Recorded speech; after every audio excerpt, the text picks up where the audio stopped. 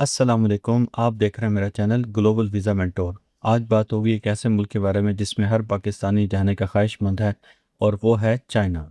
आपकी स्क्रीन पर आपको नज़र आ रहा है चाइना का वीज़ा, जो कि एल कैटेगरी का है, जो कि टूरिस्ट वीज़ा है। इसमें डिफरेंट इन्फॉर्मेशन लिखी है कि ये वीज़ा कब तक वैलिड है, किस क्लाइंट का है, इसकी प्राइवेसी को छुपा दिया है। अच्छा, साथ में आप मेरा चैनल भी देख लें, ग्लोबल वीज़ा मेंटोर।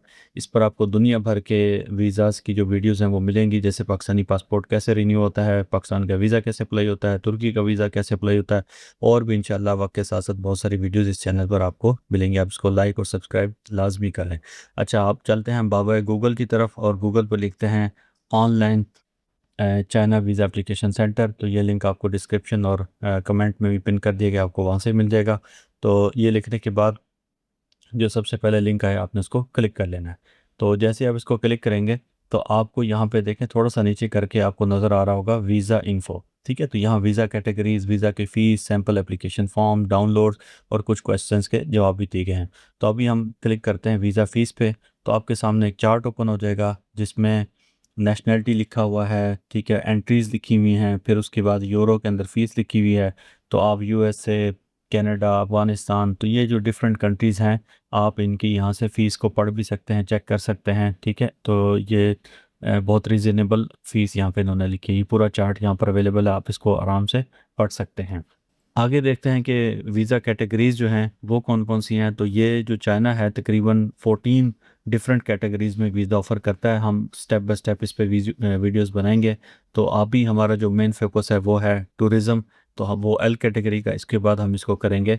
यहाँ से स्टार्ट करने के बाद ये आप देखें, इसकी मेन रिक्वायरमेंट्स बता रहा है कि ये जो वीज़ा अगर आपने लेना है तो उसकी ये रिक्वायरमेंट्स हैं, जिसमें वही रिक्वायरमेंट्स होती हैं जो आमतौर पर वीज़ा की होती हैं।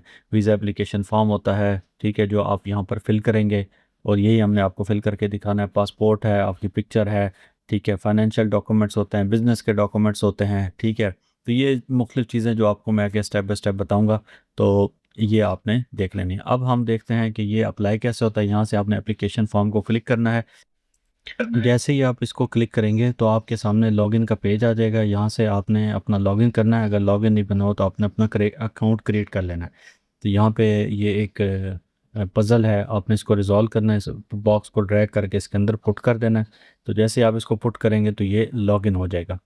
अच्छा, लॉगिन होने के बाद फिर आपने यहाँ पे जो है ना अपना ये इसको एग्री करना है। ठीक है, एग्री करने के बाद आपने स्टार्ट अ फॉर्म दोबारा करेंगे। तो ये आपका वीज़ा कैटेगरी है ना, ये एल कैटेगरी, वही टूरिस्ट वीज़ा हमने यहाँ से सेलेक्ट कर लिया। अच्छा, यहाँ से सिलेक्ट करें, उसके बाद यहाँ एक चीज़ है कि आपने अपना जो है ना सेंटर सेलेक्ट करना है कि आप किस सेंटर में जाके अपने बाकी डॉक्यूमेंट्स जमा करवाएंगे। वो हम यहाँ से लाहौर सेलेक्ट करते हैं, इसको कंफर्म कर लेते हैं। जैसे आप इसे कंफर्म करेंगे तो आपने ये गाइडलाइंस को एक्सेप्ट करना, स्टार्ट फिलिंग फॉर्म करना, तो आपके सामने एप्लीकेशन फॉर्म खुल जाएगा। तो इस फॉर्म में सबसे पहले आपने अपनी पिक्चर अपलोड करनी है, जो कि वाइट बैकग्राउंड में होनी चाहिए और बड़ी क्लियर होनी चाहिए। ठीक है, अगर आंखें वगैरह बंद होगी, और ये माउस के ज़रिए आप इसको एडजस्ट कर सकते हैं, इस सर्कल के अंदर आप अपना फेस एडजस्ट करना है। तो अच्छा, उसके बाद ये है कि आपने अपना पासपोर्ट यहाँ पे अपलोड करना है। पासपोर्ट पे जो इन्फॉर्मेशन होगी तो ये ऑटोमेटिकली उसको उठा लेगा। ठीक है, ये जो डाटा पेज इसको कहते हैं, ये आपने अपलोड करना है। इसके बाद आपने यहाँ पे देखें डेट ऑफ बर्थ वगैरह खुद पिक कर ली है। यहाँ से फिर ये पूछ रहा है कि आपकी प्लेस ऑफ बर्थ क्या है। तो यहाँ पे हम टर्मी फ़िलहाल लिख देते हैं। ठीक है, उसके बाद ये आपसे पूछ रहा है कि आपका जो है वो प्रोविंस कौन सा है, तो ये भी आपने अपनी रिक्वायरमेंट के मुताबिक लिखना है। फिर आपसे सिटी पूछ रहा है, तो जो आपका सिटी आपने लिखना है। मैरिटल स्टेटस देना है कि आप सिंगल हैं, मैरिड हैं, यहाँ पे लिखेंगे। उसके बाद जो है ना ये आपसे आपका आईडी कार्ड नंबर पूछ रहा है, ठीक है, वो आपने देना है। और फिर ये कुछ क्वेश्चंस हैं तो जो कि अमूमन यहाँ पे नो ही होते हैं। आपका पासपोर्ट टाइप पूछ रहा है, पासपोर्ट का आपने नंबर वहाँ से इसने पिक कर लिया है। प्लेस ऑफ इशू पूछ रहा है, ठीक है, और यहाँ पे इसकी एक्सपायरी डेट पूछ रहा है पासपोर्ट की। तो ये आपने अपने एक्चुअल डाटा यहाँ पे लिखना है, और उसके बाद आपने इसको सेव करके नेक्स्ट कर देना। अब आगे यहाँ से आप टाइप ऑफ वीज़ा पूछ रहा है जो कि एल कैटेगरी का है। फिर पूछ रहा है नॉर्मल या अर्जेंट, हम तो हम नॉर्मल करेंगे। एक्सप्रेस करेंगे तो ज़्यादा फ़ीस देनी पड़ेगी। फिर पूछ रहा है आपको कितने महीनों के लिए चाहिए, तो हम इसको कर देते हैं 1 मंथ के लिए चाहिए, और 10 दिन के लिए चाहिए। सिंगल चाहिए, डबल या मल्टीपल, तो हम सिंगल एंट्री कर देते हैं। फिर पूछ रहा है कि आपका वर्क इन्फॉर्मेशन क्या, आप बिजनेसमैन हैं या क्या है। तो जो आपकी एक्चुअल कैटेगरी हो तो वो लिखनी है। हम इसको फ़िलहाल यहाँ से कोई भी डमी अनएम्प्लॉयड कर देते हैं। फिर ये पूछ रहा है कि आपकी जो जॉब है उसकी पूरी डिटेल दें कि आपने काम कब शुरू किया, कब तक कर रहे हैं, ठीक है। तो यहाँ से फ़िलहाल अगर आप राइट साइड पे देखें तो नॉट एप्लीकेबल लिखा हो तो आप उसको भी सेलेक्ट कर सकते हैं। फ़िलहाल मैं ये डमी डाटा पुट कर रहा हूँ। यहाँ पे आपने अपनी कंपनी का नाम, ठीक है, और मतलब उसका जो ना पूरा बायोडाटा यहाँ पर आपको लिखना पड़ेगा, ठीक है। तो ये सारी चीज़ें आपने अपनी एक्चुअल रिक्वायरमेंट के मुताबिक यहाँ पर पुट करनी है। देखें सुपरवाइज़र का नेम भी मांग रहा है, ठीक है, उसका टेलीफोन नंबर भी मांग रहा है। तो ये सारी चीज़ें आपको, क्योंकि हम तो जा रहे हैं टूरिज़्म के लिए, तो हम इसको फ़िलहाल नॉट एप्लीकेबल करके सेव करेंगे और फिर हम नेक्स्ट का बटन दबा देंगे। अच्छा, जैसे हमने इसको नेक्स्ट किया है तो फिर ये एजुकेशन के उस पे ले आए, तो आप अपनी एजुकेशन लिखें। हाईएस्ट एजुकेशन आपने यहाँ पे अपनी लिखनी है, ये ध्यान रखिएगा। तो उसके बाद उस डिग्री का और उसका जो मेजर है, ठीक है, जैसे फिजिक्स है, कंप्यूटर है, वो लिखना है। सेव करके आप इसको नेक्स्ट कर देंगे। जैसे ही नेक्स्ट करेंगे फिर आपकी फैमिली इन्फॉर्मेशन पे ले आए, तो ये भी यहाँ पे आपसे पूछ रहा है कि आपका जो है ना वो एड्रेस क्या है, ठीक है, आपका जो है ना फ़ोन नंबर क्या है, मोबाइल नंबर मांग रहा है, फिर आपसे ईमेल एड्रेस मांग रहा है। तो ये आपने अपना देना ईमेल एड्रेस, क्योंकि इसके ऊपर आपकी एप्लीकेशन की इन्फॉर्मेशन आती रहेगी। फिर नीचे फैमिली मेम्बर्स की डिटेल मांग रहा है, आपके मदर फादर और बच्चों का डाटा। तो ये भी आप इसको नॉट एप्लीकेबल कर सकते हैं, ठीक है, अगर आप ये नहीं देना चाहते। लेकिन ये अच्छा होता है फैमिली टाइज यहाँ से बता दें। तो फिलहाल हम इसको टाइम बचाने के लिए नॉट एप्लीकेबल करके सेव और नेक्स्ट करेंगे, ठीक है। तो अगर आप देना ही चाहते हैं तो फिर आप अपनी नेशनलिटी, डेट ऑफ बर्थ, ठीक है, और ये सारी चीज़ें आप दे दें। फिर ये भी पूछ रहा है कि आपके जो फादर और मदर हैं वो चाइना में हैं, तो आप इसको नो कर दें। इसी तरह फिर देखें ये आपकी वालदा मोहतरमा का नाम पूछ रहा है, वो भी आप यहाँ से दें, उनकी नेशनलिटी लिखें। तो ये बेसिकली होता है टाइज़ के लिए, कि वो देख रहा है कि ये बंदा जो है ना वापस टूरिज़्म का वीज़ा लेने के बाद वापस आएगा या नहीं है। तो मैं ये सारी चीज़ें जो है डमी जल्दी जल्दी पुट करता हूँ और आगे की तरफ बढ़ता हूँ। यहाँ से फिर वो कुछ और इन बच्चों की डाटा मांग रहा है, हम इसको सेव और नेक्स्ट कर देते हैं।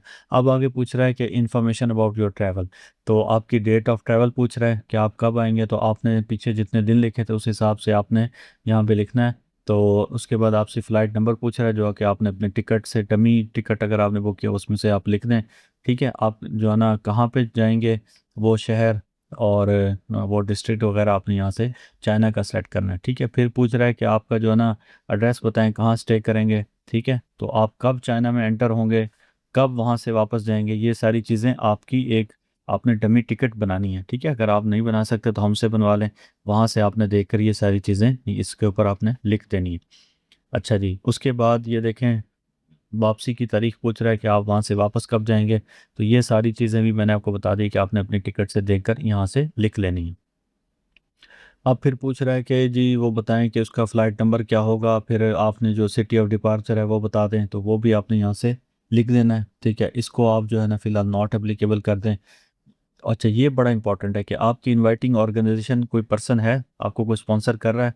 अगर कोई कर रहा है तो ठीक है, अदरवाइज इसको भी नॉट एप्लीकेबल करके ये कर दें। फिर पूछ रहा है कि इमरजेंसी कॉन्टैक्ट नंबर बता दें, तो कोई है अपने भाई या वालिद साहब का, आप इमरजेंसी कॉन्टैक्ट नंबर यहाँ पे दे दें।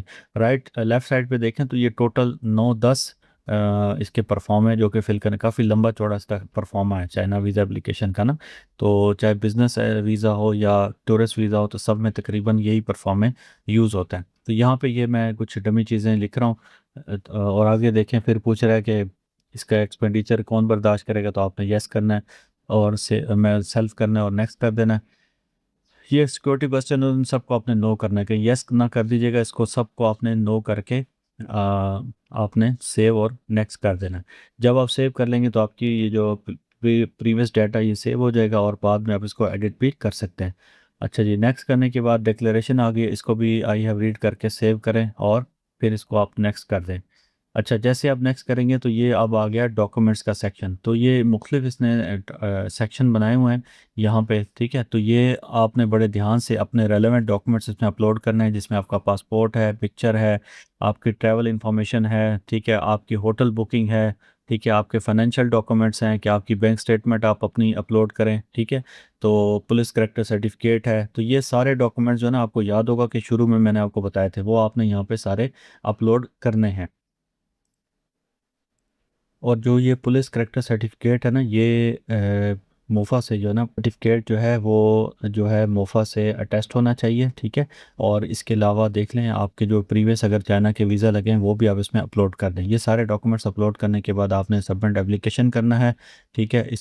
इसके बाद ये रिव्यू का पेज आएगा, रिव्यू करें और इसके बाद आप इस एप्लीकेशन को सबमिट कर दें, ठीक है। और आप ये जो एप्लीकेशन है आप इसको बाद में डाउनलोड भी कर सकते हैं।